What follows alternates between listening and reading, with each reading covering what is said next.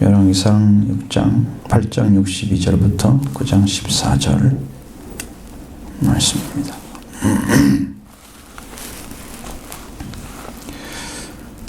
먼저 62절 8장 61부터 66절의 말씀을 보도록 하겠습니다. 교독합니다. 이에 왕과 및 왕과 함께한 이스라엘이 다 여호와 앞에 희생 제물을 드리니라.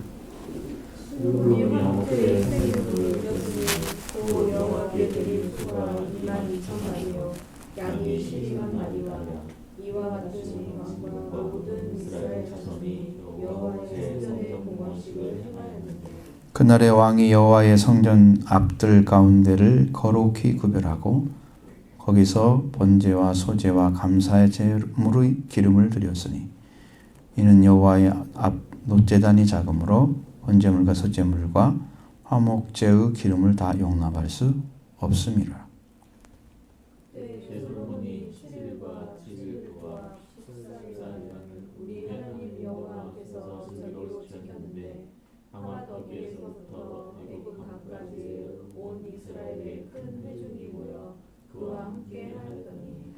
여섯째 날에 솔로몬이 백성을 돌려보내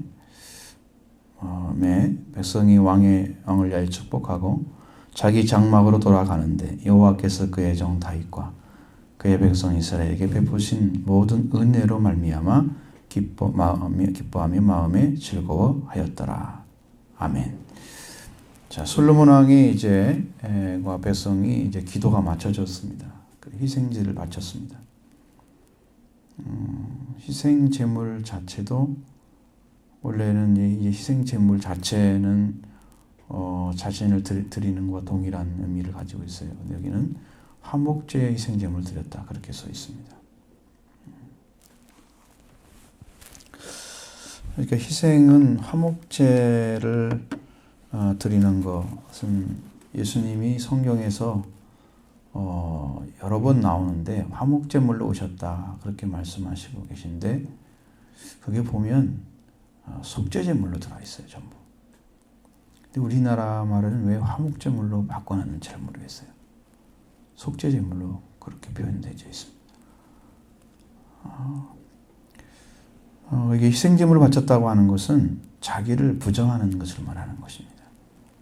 희생이라고 하는 의미는 그래서 자기의 생명을 하나님께 위임하고 드리는 이제 그런 것입니다. 그래서 희생에는 바로 지금 나는 죽고 예수님 안에 새로 태어난 은혜를 상징하는 것이죠. 이게 그래서 희생을 제물을 드렸다 이제 이렇게 해서 화목제물까지 간 사람들은 실제로는 회개한 사람들이에요. 회개하지 않고 이거 드리면 다 거짓입니다. 그게 이제 성경에 나온 것처럼 너희는 내 마당만 밟는 자다. 왜냐하면 돌아오지 않고 마음이 돌아와서 하나님을 사랑하고 그리고 나를 드리는 그 생명을 바쳐 드리는 그러한 은혜 속에 참여하는 게 아니라면 이것은 거짓된 것이지. 그래서 이제 그 얘기를 하는 거예요. 그러니까 이제 이것은 회개를 해야 한다는 의미 자체가 벌써 자기 자신이 하나님께 돌아오는 거죠. 마음을 돌려서. 그 마음이 돌아오면 하나님과 만남이 이루어지면 그 다음부터는 자기네 생각도 버리고 말도 버리게 되는 거예요. 그 한 가지가 시작점이에요. 그러니까 성경에서 마음이 돌아와야 한다는 거예요. 마음이. 생각이 바뀌었느냐? 사고가 좀 바뀌었다? 그걸로 구원을 말하지 못합니다. 부족합니다. 그것은. 이 사람이 사고가 많이 바뀌었어 이렇게 얘기하는 사람이 있어요. 교회 다니더니 사고가 많이 바뀌었어.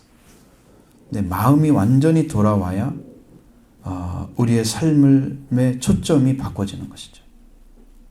마음의 초점이 한 분을 섬기는데 초점을 맞춰야 되는 거예요. 그렇게 해서 회개는 마음이 돌아오는 거예요. 그래서 하나님 관계가 온전해지는 거고 그렇게 했을 때 성경의 진리도 여러분 마음으로 깨닫고 영으로 오는 거거든요. 마음이 돌아오지 않은 사람은 마음이 안 열리기 때문에 이게 부딪힘이 없어요. 그러니까 우리가 성경을 읽어보면 알지만 내가 마음이 돌아와서 하나님이 이게 말씀하시는구나 이렇게 마음이 부딪히면 와야 돼. 성경 읽을 때 그래서 이 느낌이 오는 거예요. 그럼 영이 알아듣죠. 돌아오면 그 마음을 가지고 그래서 생각과 말이 이제 바뀌어지는 거예요. 근데 여기는 솔로몬이 이제 드리는 희생 제물은 화목제물이라고 나와 있어요. 그러니까 이건 번제물은 아닙니다.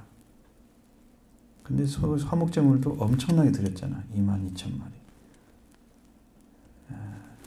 2,000의 소, 12마리의 양, 15만두 양을 드렸습니다. 얼마나 많은 걸 드렸는지 여호와의 전달 앞에서 가운데 사용을 해가지고 솔로몬이 제사를 드렸는데 여러분 성경은 양을 많이 드렸다. 양이 많다. 그걸로 질을 따지지 않습니다. 성경은 작은 양도 질로 따집니다. 성경은. 많은 양도 질로 따지기 때문에 이게 많은 양이 드렸다고 해서 하나님이 받아야 할 이유도 없고 그것이 온전한 제사가 될 수 있는 게 아니에요. 왜냐하면 예수 그리스도 한 분만으로도 인류를 구원하기에 충분한 제사를 드릴 수 있습니다. 한 분만 드려도. 몇천 명이 십자가에 달려가지고 한꺼번에 드렸다. 그 아무 의미 없습니다. 딱 한 분만 달려도 인류가 살 길이 오는 거예요. 그 진리를 우리가 깨달아야 돼요. 예수님 한 분이 이루신 것입니다. 그러니까 여기는 숫자를 가지고 막 논하고 있어요. 막 1000번제를 드렸다, 막 1000마리 양을 드렸다고 막 대단하네, 막 이러잖아요. 과연 하나님이 뭘 좋아하실까요? 뭘 받으실까요? 천천히 수행을 좋아하시는 게 아니에요. 우리 삶이 강처럼 정의가 흘러야 되는 것이죠. 인애를 구해야 되는 것이죠. 하나님이 우리한테 베풀고 하는 은혜를 구하는 게 더 중요하지. 천천히 수행을 기뻐하실까? 그렇지 않습니다. 하나님이 기뻐하는 것은 회개입니다. 회개. 뭐냐면 눈물을 흘리는 회개. 여러분 회개를 할 때 마음이 돌아올 때쯤 되면 진짜 눈물이 나와요. 근데 이것이 어지간해서 눈물을 흘리지 못합니다. 내가 죄인이라고 하는 것을 고백하면서 눈물이 나올 것 같으죠. 한번 해보십시오. 잘 안 나옵니다. 왜? 이게 양심이나 내 마음, 정신, 우리 영적인 부분까지 전부 동의를 해서 100% 죄인으로 엎드려야만이 그게 눈물이 나오게 돼 있어요. 내가 눈물 없는 회개, 그걸 그렇게 드리지, 회개하지 않고 그냥 하나님 좋아서 하나님께 드려야 되기 때문에 하나님이 기뻐하는 말을 이제 더 드리고 싶어서 그렇게 자기 편에서 욕구하는 것을 하나님께 드림으로써 하나님 받으시도록 하는 거예요. 그것은 하나님과 상관없는 제사입니다. 상관없는 제사 될 수 있는 거예요. 위험합니다. 그거 하고서 잘 드렸다, 행복하다, 막 기쁘다 이러는 거 아니에요. 자, 많은 사람들이 그래서 그런 걸 속아 넘어가고 있습니다. 마치 하나님의 역사처럼 그게 100% 그렇게 속습니다. 하나님과 상관없는 제사가 되고 만다. 자기들은 모두 기뻐서 드렸기 때문에 너무 좋아서 이전에 없었던 정말 그 성전을 지었던 것에 대한 얼마나 큰 감동이 있겠어요. 그 없던 성경이 세워졌잖아요. 성경에도 솔로몬이 스스로 만들었다. 어떻게 제단을 했을까, 설계를 했을까 성전을. 근데 역대하를 읽어보니까 다윗이 그 어려웠던 성경을 성전에 대한 그 모형도를 하나님께서 여호와의 손이 함께 하셔서 그것을 나에게 주었다 그래 말씀하셨어요. 그러니까 다윗이 그걸 그려가지고 솔로몬한테 준 거예요. 솔로몬이 아버지가 준 걸 그걸 가지고 그리고 뭐 금이나 은이나 노치나 엄청난 나무나 이런 다 준비해놨잖아요. 그런 것들을 가지고 솔로몬이 친 거예요. 그러니까 우리가 생각한 것처럼 출애굽기에 나온 말씀과 너무 달라 이것은 아니에요. 그 역대하가 그래서 가치가 있는 거라고요. 거기 역대상 역대를 보면 그게 다 나와 있어요. 다윗의 삶도 또 다른 조명이 되어져 있는 그런 부분. 솔로몬이 왕으로서 성전을 뭐 지었다, 뭐 그 자체 중요한 게 아니고 하나님이 지으란 대로 지었다는 것이죠. 어려운 부분들 하나님 다 알려줘 가지고 그걸 지은 거예요. 솔로몬의 계획대로 지은 게 아니에요. 역대상의 조명을 가지지 않고 열왕기적 조명을 가지게 되면, 그것만 보게 되면 그렇게 지부할 수 있는 거예요. 여러분 잘 보셔야 돼요. 솔로몬이 염원하던 하나님의 궁을 7년에 걸려서 지었습니다. 성전을 그렇게 짓고, 또 솔로몬은 제8장에 이제 넘어가서 오늘 우리가 읽는 말씀처럼 열심히 기도한 거 지난번에 공부했잖아요. 근데 모든 그 초점이 하나님께서 어디에 맞추라고요? 이 전을 향하여 기도하면 들어달라고 이렇게 말씀하고 있어요. 그래서 참 그것은 약간 성전이 하나의 우상이 될 수 있는 가능성이 있다.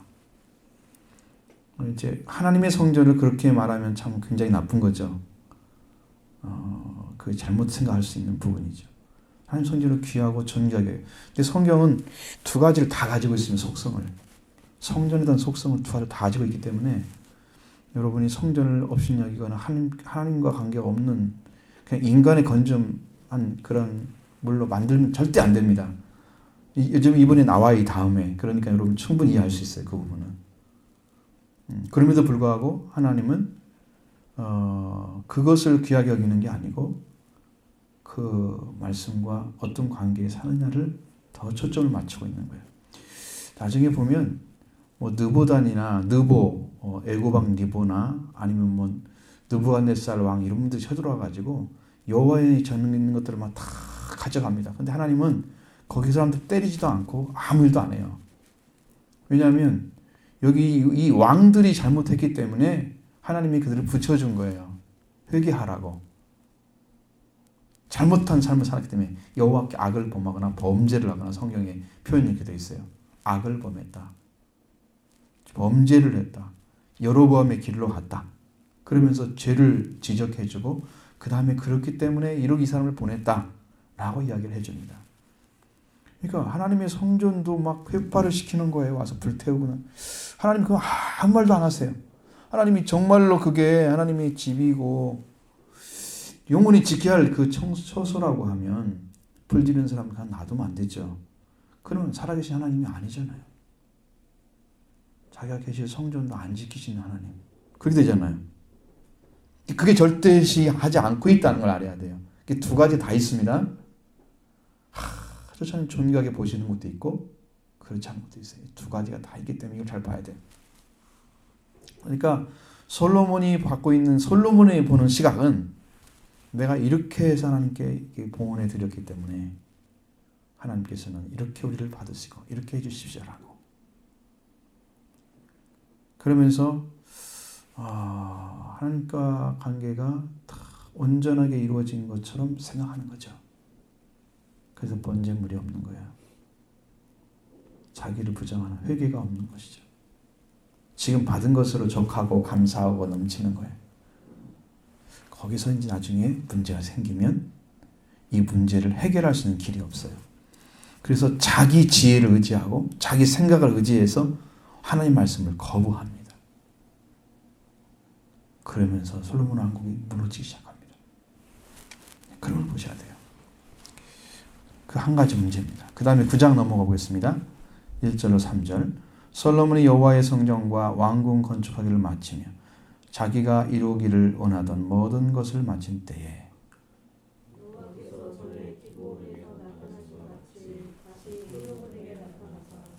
여호와께서 그에게 이르시되 내 기도와 내가 네 앞에서 간구한 바를 내가 들었은즉 나는 네가 건축한 이 성전을 거룩하게 하여 내 이름을 영원히 그곳에 두며 내 눈길과 내 마음이 항상 거기에 있으리니.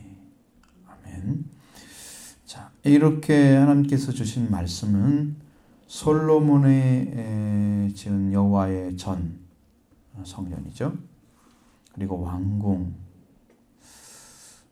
그리고 자기가 이제 원했던 것들을 다 이루어서 바쳤습니다. 그래서 솔로몬이 자기의 이루기를 자기가 이루기로 원하던 모든 것을 마친 때에 그렇게 기록해 있는 거예요. 자, 솔로몬은 자기 마음속에서 마음껏 하나님께 성전을 드리고 성전을 지어드리고 이렇게 건축하는 것에 대해서 굉장히 기뻐했던 그런 모습으로 그려져 있습니다. 좋은 것이죠. 내가 하나님의 집을 지어드리는 거. 너무 좋은 거예요. 이것이 하나님의 은혜 가운데서 이루어졌다고 하면 하나님께서 그에게 적절한 은혜를 주실 것입니다. 필요한 은혜를 또 주십니다. 하나님이 원하시는 일을 하면 거기에 가장 적합한 은혜를 허락해 주십니다. 그러니까 솔로몬은 분명히 은혜를 주셔야 맞아요. 그것이 약속이고 성경의 원리인데 여기서 보면 여호와께서 전에 기브온에서 나타나신 것과 같이 열왕기상 3장 나와 있죠. 그런 것처럼 솔로몬이 다시 나타났다 그랬습니다. 솔로몬 왕이 올랐을 때 나타났던 그 하나님이 솔로몬이 전을 짓고 난 다음에 하나님 또 나타나십니다.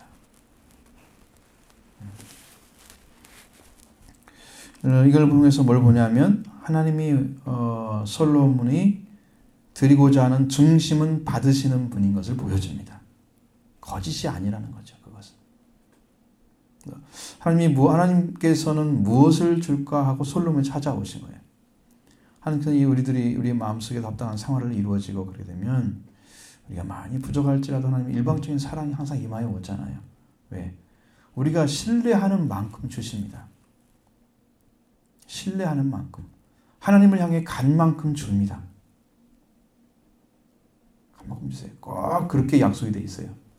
하나님은 지금 우리가 먼저 믿기를 원하시는 거예요. 하나님을 신뢰하기를 먼저 하기 원하시는 거예요. 그러면 하나님이 우리를 믿고 있는 믿음을 확인하고 은혜를 주십니다. 그러니까 누구 쪽에서 먼저 움직여야 돼요? 성경 말씀 들은 사람이 주신 분의 말씀을 믿고 가는 거예요. 그게 원리예요. 우리 쪽에 출발하지 않으면 하나님 일하지 않습니다. 믿음은 항상 그렇게 되어 있습니다. 원리가. 그래서 하나님께서 우리에게 온전한 생각을 가지고 행동하고 하는 삶을 살아가기를 원하는 거죠.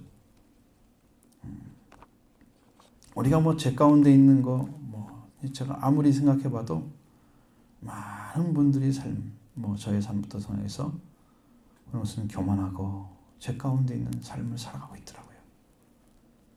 죄를 해결하지 못해서 죄인이 아닌 거예요. 그래서 죄인인 것이 아니에요. 우리 가운데 죄성이 있다는 걸 알아요. 바울이 고통하고 있는 것. 그럼에도 불구하고 하나님 우리는 정죄하지 않으신다. 그리스도 예수 안에만 있으면 결코 정죄함이 없나니. 이미 다 해방시켰기 때문에. 그런데 우리 안에는 죄성이 남아있는 거예요. 죄의 성품. 이것이 십자가에 못 박혀 죽어야 될 것들이고 옛사람이 무덤에 예수님의 죽음에 무덤에 묻혀야 할 것들이에요. 그 죄악들이 우리를 항상 있어요. 그러니까 우리는 날마다 회개할 수밖에 없는 거예요. 쳐서 복종시키지 않을 수가 없는 거예요. 은혜를 입어도 그런 역할을 좀 계속 와요. 만약에 로마서 7장 같은데 바울이 얘기하는 그런 고통스러운 삶의 고백이 예수를 안 믿고 갑자기 믿었는데 어느 순간 찾아왔다. 그게 아니고요. 그건 예수님 잘 믿어서 발견된 거예요. 나의 삶은 이렇게 원하는데 마음속에 이루어진 것들은 이렇게 원하고 있어. 죄를 가져오고 자꾸 죄를 짓고 죄를 향해서 가고 내가 원하지 않는데 마음에서는 그 죄성이라는 거 남아가지고 꼭 그 일을 하고 있어요. 우리는 죄인이다. 여전히 교만한 자입니다. 고백하지 않으면 안 된다는 거죠. 그걸 보여주는 거예요. 자, 그래서 솔로몬이 이렇게 하나님께 구별된 것을 요구했을 때 하나님은 그에게 찾아오셔서 일방적 은혜를 주십니다. 솔로몬이 잘했던 못했던 그것은 두 번째 문제예요. 그것이 우리가 보는 시각에 따라 다르게 볼 수 있는 거니까 그런 것은 내려놓고 솔로몬 하나님께 드리고자 하는 그 중심을 하나님 받으셨다는 거. 그 한 가지만 우리는 보셔야 돼요. 그게 여기 말씀이 아주 중요한 부분입니다. 그 다음에 4절로 8절의 말씀 보겠습니다. 네가 만일 내 아버지 다윗의 행함같이 마음을 온전히 하고 바르게 하여 내 앞에서 행하며 내가 네게 명령한 대로 온갖 일을 순종하여 내 법도와 율례를 지키면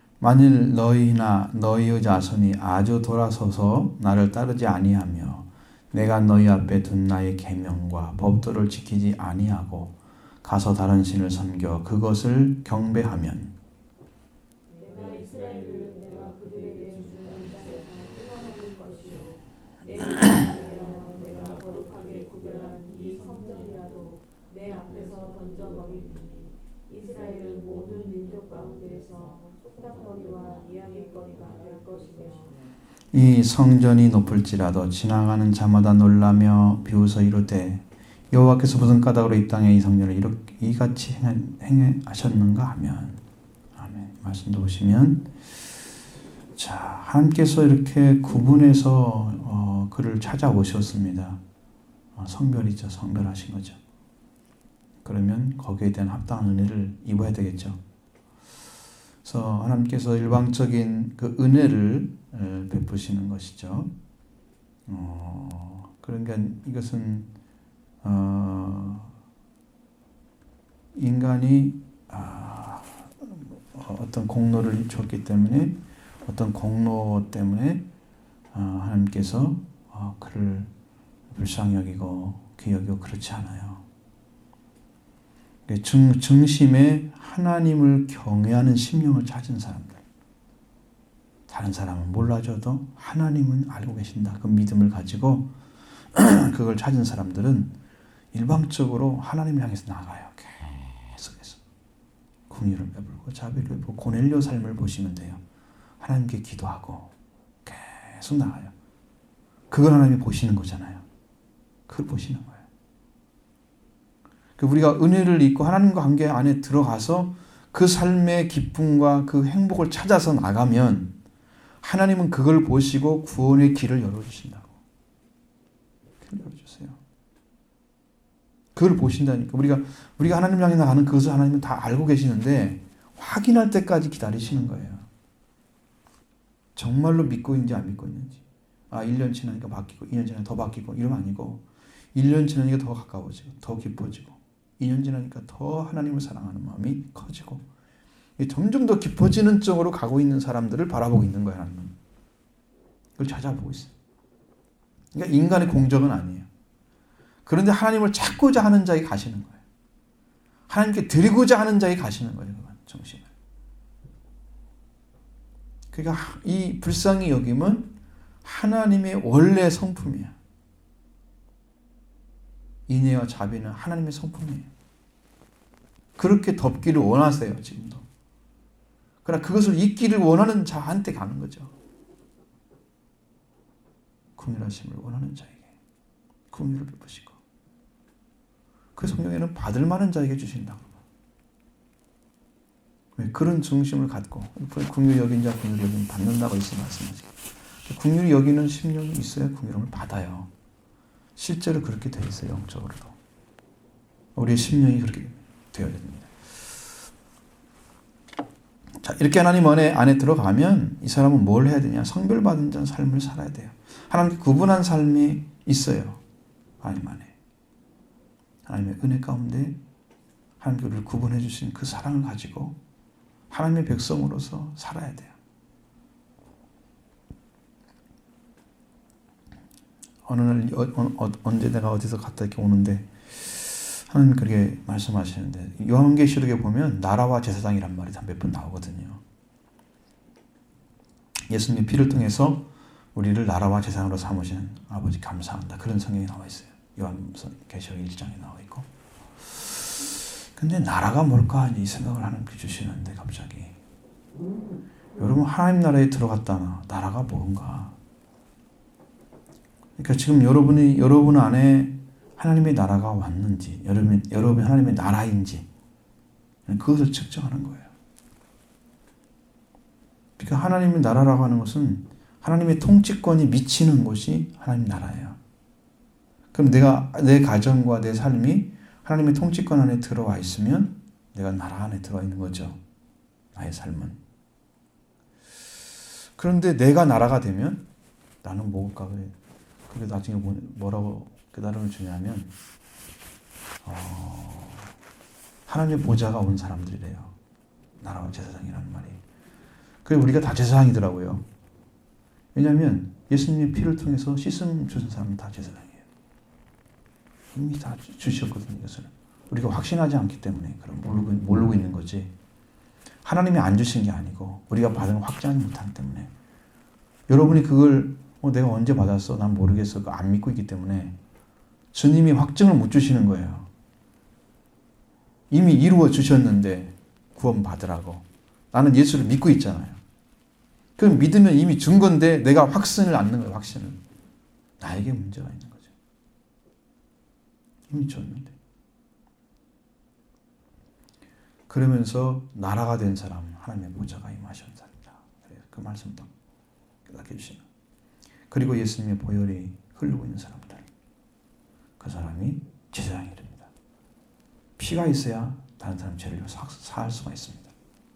그 권세를 가진 사람들을 요한복음에서는 네가 죄를 사하면 죄가 사해지고 사하지 않으면 그대로 있을 거다. 예수님이 그렇게 말씀하시는 그 부분이 바로 거기에 관련되어 있어요. 그러니까 이 나라와 제사장이 된 사람들은 사람들의 죄를 사하고 하는 그 권한 가운데 하나님이 사용할 수 있는 어떤 부분을 주세요.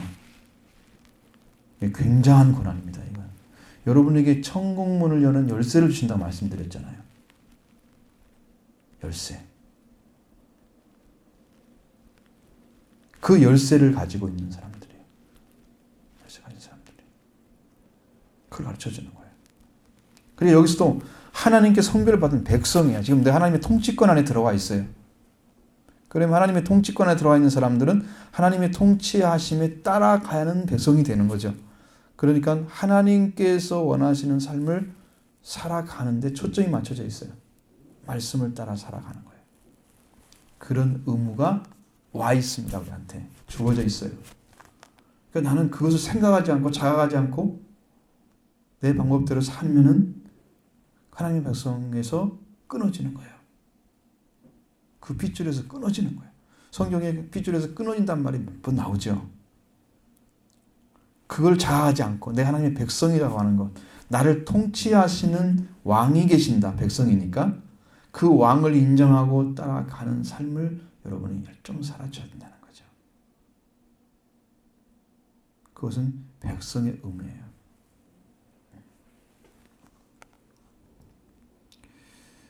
만약에 그 백성으로 삼고 안에 들어오도록 살게 하셨는데 이 삶을 안 살아준다고 하면 이게 뭘 얘기하느냐면 솔로몬에게 이야기하잖아요. 하나님의 법도와 율례를 지키며 살아라.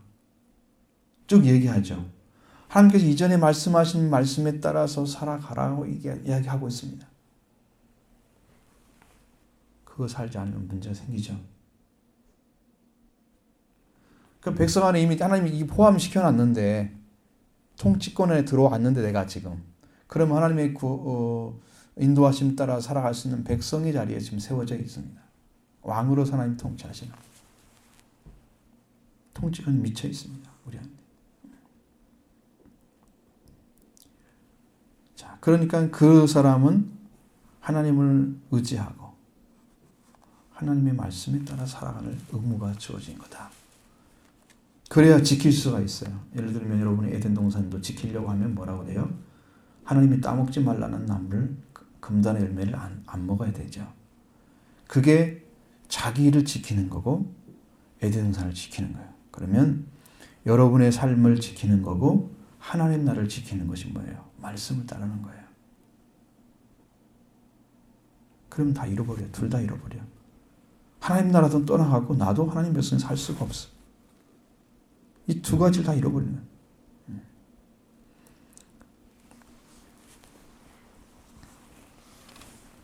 하나님께서 바라보는 시각은 솔로몬이 전을 지어졌기 때문에 솔로몬이 귀하고 존귀하다 이것이 아니고, 이렇게 드렸을지라도 하나님은 항상 너를 향해서 눈을 보고 있을 거다. 눈으로 내 이름을 거기다 둘 것이다. 영원히. 그런데 불구하고 이렇게 지키지 않는다면 라고 말씀하십니다. 이 두 가지가 다 있다는 걸 여러분 기억하셔야 돼요. 영적으로 여러분 안에 우리가 구원받았다 하지만 받았는데 그 구원을 지켜가지 않으면 잃어버릴 수 있는 거예요. 잃어버릴 수 있는 거예요. 그래서 받는 것, 그러면 그 다음에 그 가치를 찾은 사람들은 자기 소유를 팔아서라도 그걸 내 것으로 만들어서 끝까지 나의 소유로 붙잡고 가는 거예요. 그게 신앙이란 말이에요. 신앙 생활이야. 내가 그걸 안 잃어버려야 돼. 그 가치를 찾아내야 할까요? 그렇죠? 내가 하나님의 백성이 됐다, 자녀가 됐다, 이 가치를 알고 있으면 내가 생명 걸고 그걸 지키죠.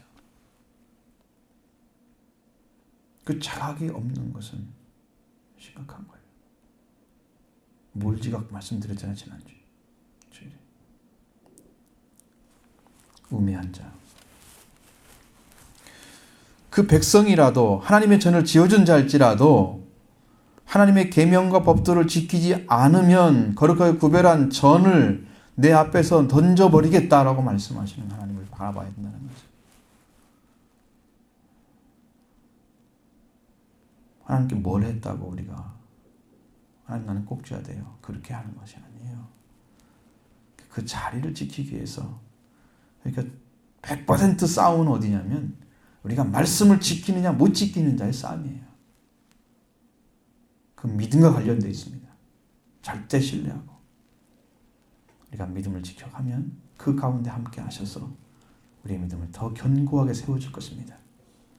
나무라면 더 뿌리가 깊어진 것처럼, 그리고 열매가 맺어진 것처럼 이런 축복된 역사가 계속 일어날 것입니다. 그 믿음으로 말씀을 지키기 때문에 그런 일들이 벌어져야 되는 거예요. 거기에서 이루어져야 되는 것입니다. 그런데 그렇지 않다면 던져버리자. 그리고 이스라엘 백성들은 모든 민족 가운데 속담거리가 될 것이다. 사실 이스라엘 민족이 속담거리가 됐죠. 역대같이 쭉 읽어보니까 그 시드기야 왕이 유다 나라의 마지막 왕인데 그 왕이 망하는 까지 나왔어요. 다 나와 있어요. 그 왕국에. 역대를 읽어보면 아담부터 시작해가지고 시드기야가 망하는 것까지 다 나와 있어요. 11개. 역대 상하에 다 나와 있어요. 참 압축되어 있어요. 아담부터 시작해가지고 셋 이렇게 쭉 나가면서, 자, 우리는 이렇게 말씀을 통해서 생각해야 됩니다. 선별받은 백성이 말씀을 따르지 않을 때는 망할 수밖에 없도록 원리가 되어 있습니다. 이건 구제의 원리가 없어요. 왜냐하면 그 전에 이미 구원을 줬고 구원의 길을 알도록 다 주셨기 때문에 그것을 지키지 않는다면 하나님이 구원할 수 있는 어떠한 그 명분 자체가 사라져 버리는 거죠. 못합니다.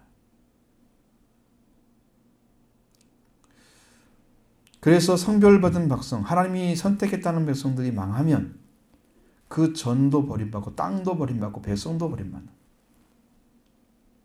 그것이 성경의 원리예요. 하나님 나라 못 들어가죠. 영적으로 말하면 이 땅에 버림받죠. 성경이 그랬잖아요. 너희가 나를 떠나면 가지가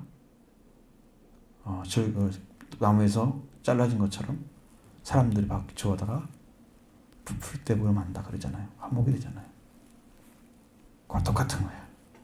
그 안에 들어가서 그 삶을 지키기 위해서 충성된 삶, 그리스도 안 끊어지기 위해서 생명 걸고 주님을 지켜가는 그 가운데서 하나님의 은혜를 주시고 능력을 힘있게 하고 하나님의 역사가 일어나, 그걸 지키기 위해서 가지가 나무에 안 떨어지기 위해서 믿음을 지켜가는, 그 말은 다른 말로 말하면 믿음을 지켜가면 그 안에 들어가 있기만 하면 하나님이 다 하시잖아요. 우리가 할 일은 믿음을 지켜가는 삶이에요. 말씀으로.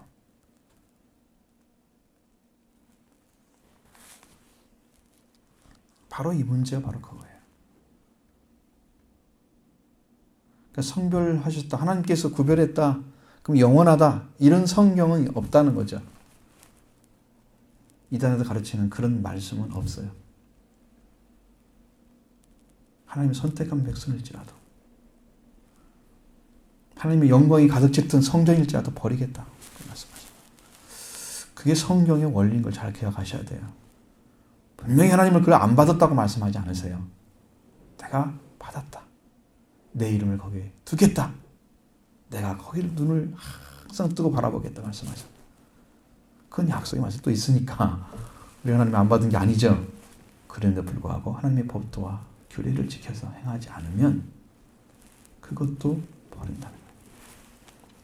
그 말은 다시 막 바꿔서 얘기하면 생각해 보세요. 여러분 무엇을 말씀하고 있냐 하나님은. 하나님이 가장 정확히 여기는 게 뭐예요? 뭘 많이 해드리는 게 아니잖아요. 하나님의 말씀을 지켜주는 것. 그것을 위해서 참 생명 바쳐서 일하고 있는 그 심정들, 그 심령들을 바라보는 건 아니면 거기에 초점을 맞춰 하나님 보고 있는데, 우리 신앙들은 우리가 하나님께 이렇게 조금 해드린 거 가지고 나는 신앙생활 하는 것처럼, 하나님 바라보는 것은 이 신앙을 지켜가기 위해서 우리가 신앙의 생활을 하고 있는 거잖아요. 그런데 신앙의 생활을 통해서 여러분이 받아진 말씀이 여러분의 삶을 지키고 여러분의 영을 지키고 여러분의 가정과 삶을 붙드는 능력으로 사용되지 않으면 유익이 없는 거잖아요. 그 자체가. 예배를 드리고 하나님 나가는 그 자체가. 근데 그걸 통해서 내 삶이 지켜지고 있다 그러면 정말 하나님의 말씀으로 우리를 승리하도록 인도하는 거니까 얼마나 큰 축복이에요. 그것이 이제 선택에 의해서 나오는 거예요. 여러분이 믿음을 가지고 순종해 드리는 삶을 정말 초점 맞춰서 자각하고 그렇게 살아가면 얼마든지 하나님 부으십니다. 그런 만큼 부으시죠. 은혜의 길은 이제 성경에 너무나 잘 나와 있기 때문에 우리가 그 길만 잘 찾게 되면 우리도 복된 자녀가 될 것이로 믿습니다. 그 다음에 9절로 14절을 붙들었습니다. 대답하기를 그들이 그들의 조상들을 애굽 땅에서 인도하여 내신 그들의 하나님 여호와를 버리고 다른 신을 따라가서 그를 경배함으로 하며 사여 섬김으로 여호와께서 이 모든 재앙을 그들에게 내리심이라 하리라 하셨더라.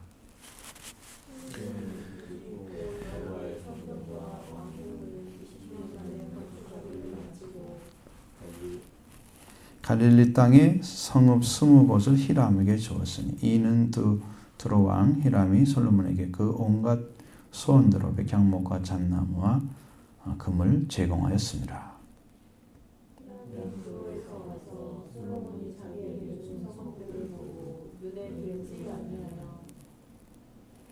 이르기를 내 형제여 내게 준 성읍이 이러한가 하고 이름하여 가불 땅이라 하였더니 이름이 오늘까지 있느니라.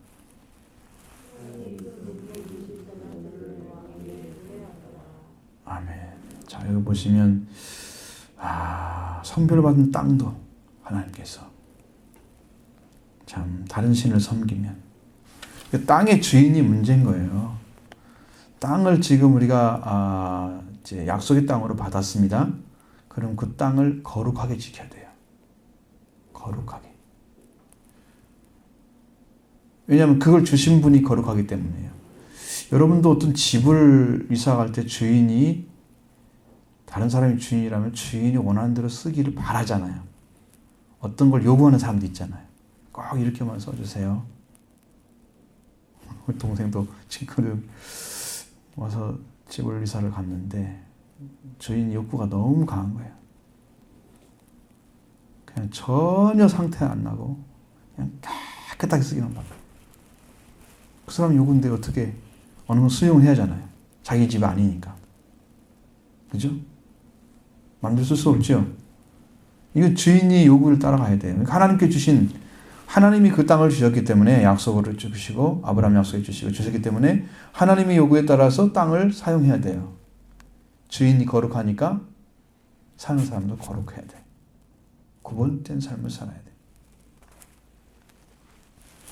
근데 왜 속담거리가 되고 이야기거리가 되느냐? 그들의 조상 애굽 땅에서 인도했는 하나님께서, 그 여호와 하나님께서 그렇게 은혜를 그들에게 베푸셔서 그를 인도해 드렸는데, 그들이 그 하나님을 버리고 다른 신을 따라가서 경배했기 때문이다 하는 거예요.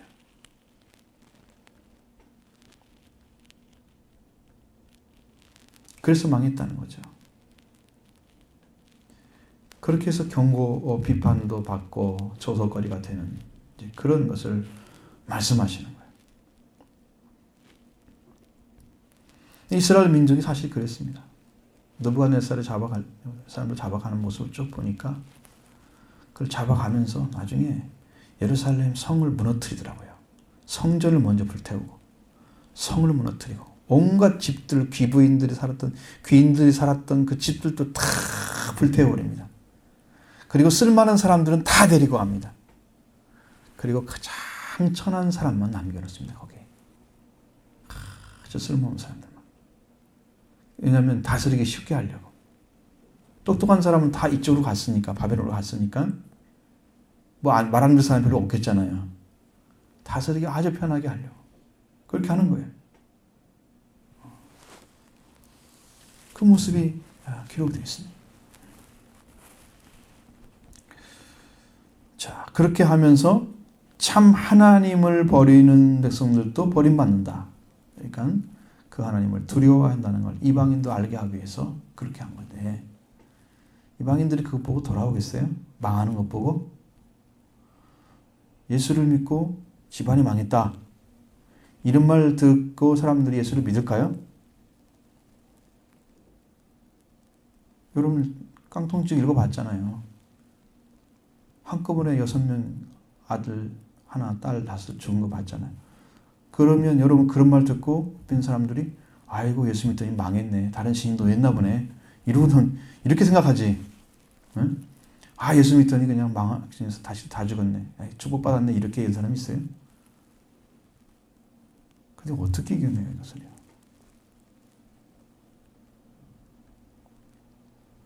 어떻게 보면 그 사람은 그만큼 원한이 있기 때문에 공동묘지 가서 기도하고 이렇게 하면서 은혜를 받고 성령 받고 그러면서 2시간 걸리는 교회를 가서 막 또 새벽 기도하고 가정을 살고 막 정실 살면서 정말 그 삶을 견뎌내려고 최선을 다하는 삶을 사는 데서 그런 일이 벌어진 거죠. 교회도 짓고 천국도 하나님 보여주시기도 하고, 그 전에 이제 얼마 안 믿었을 때 보여줬으니까 사실은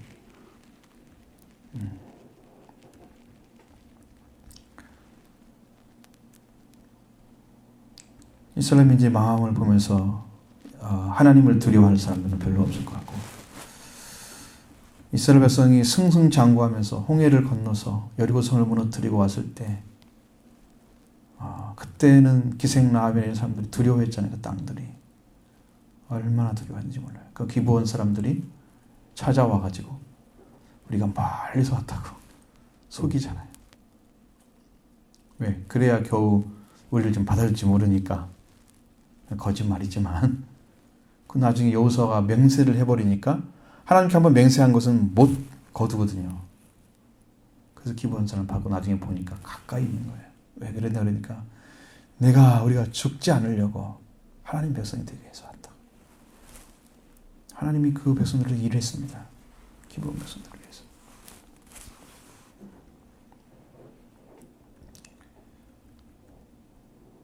하나님의 말씀을 받고 하나님 앞에 서야 될 백성들이 잘못 살아주면 이것을 위해서 일하신 그 하나님의 은혜가 다 무산됩니다. 또 이방 백성들에게 웃음거리가 됩니다. 그래서 하나님의 백성들은 하나님의 힘이 되어져야 돼요. 그러려면 어떻게 해야 되냐면 하나님을 힘으로 삼으면 내가 하나님의 힘이 되는 거예요. 왜냐하면 내가 하나님의 힘으로 사용되어져서 일을 하고 있을 때 하나님은 우리를 통해 자신을 드러내기 때문에, 그래서 하나님의 힘이 되는 거예요. 우리가. 내가 거기서 힘에서 벗어난 사람이 되면 인간의 힘으로 신앙생활 열심히 해야 되기 때문에 그건 너무 힘든 거예요. 우리의 육체 힘이 얼마나 약한지 아시잖아요.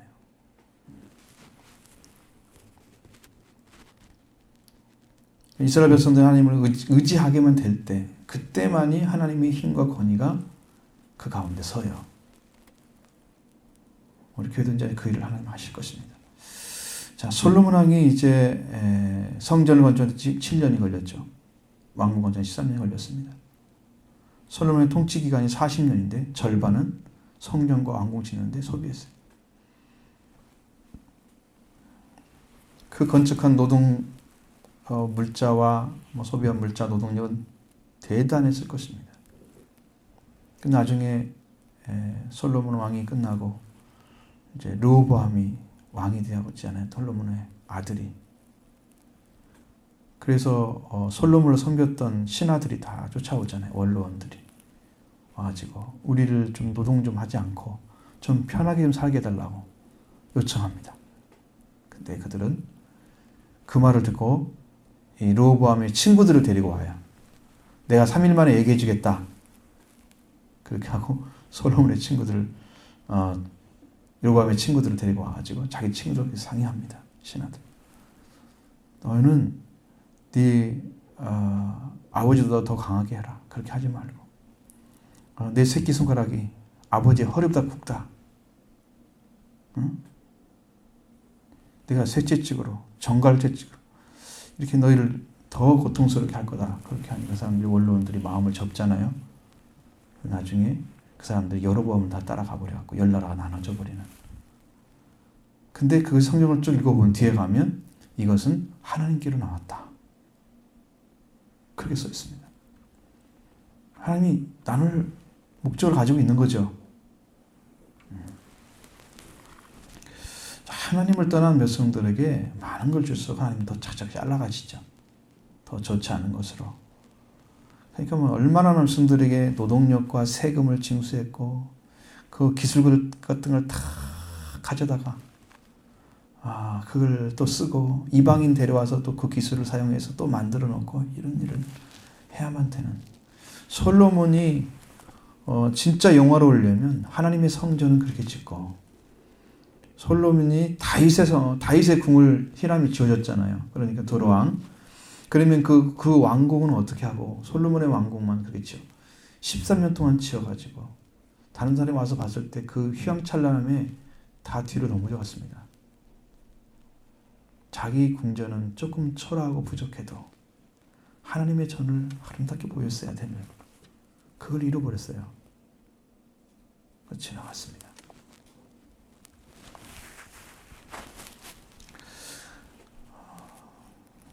그렇게 했기 때문에 결국은 이제 엄청난 경제적 그런 고통을 갖다 줬죠. 자, 기술을 다 빌려왔으니까 거기에 감사하는 표현으로 땅을 준 건데 들어왕은 그게 별로 마음에 안 들었죠. 이것밖에 안 되냐고 하면서 가볼 땅이라고 지었잖아요. 그러니까 땅이 마음에 안 들어서 솔로몬도 거기에 대한 대가를 주어서 120달러한테 금을 보내고 지방 성읍을 20개나 줬는데 마음에 차지 않고. 자, 그러니까 이렇게 해가지고 올바른 관계가 안 만들어지잖아요. 이런 부분들이 솔로몬이 이제 다 일을 해놓고도 그 좋은 관계 못 만들어가는 그런 부분이 그 안에 존재하고 있습니다. 자, 우리 성도 여러분들은 뭐냐? 하나님의 원래 성품은 자비와 긍휼입니다. 주는 거예요. 내가 많은 것 같기 때문에 줬다. 그렇지 않아요. 근데 하나님이 더 사랑하는 사람은 부족하기 때문에 하나님을 더 의지하는 거예요. 자기를 인정하지 않고. 그 사람은 찾고 있어요. 복음을 받아들인 사람은. 그게 왜 가난한 자에게 복음을 전파한다고 말씀하셨을까? 꼭 성령 받은 자는 가난한 자에게 복음을 전한다고 하고 있습니다. 성령이 임하신 사람이 해야 될 일. 다 그렇게 나와 있어요. 자, 은혜 받으면 가난한 자를 찾아가. 왜 그럴까? 그 사람은 가난했다는 것은 가난한 게 자랑도 아니고 잘한 것도 아니잖아요. 그런데 복음을 있는 대로 받아들이기 때문에 그렇습니다. 있는 대로 받기 때문에. 여러분도 그런 심령으로 단순화된 심령이 바꿔져야 성령 임한 자에 찾아가는 성령의 역사하는 가운데 들어가는 거예요. 그 은혜가. 우리 이제 그런 심령을 가지고 앞에 서기를 바랍니다.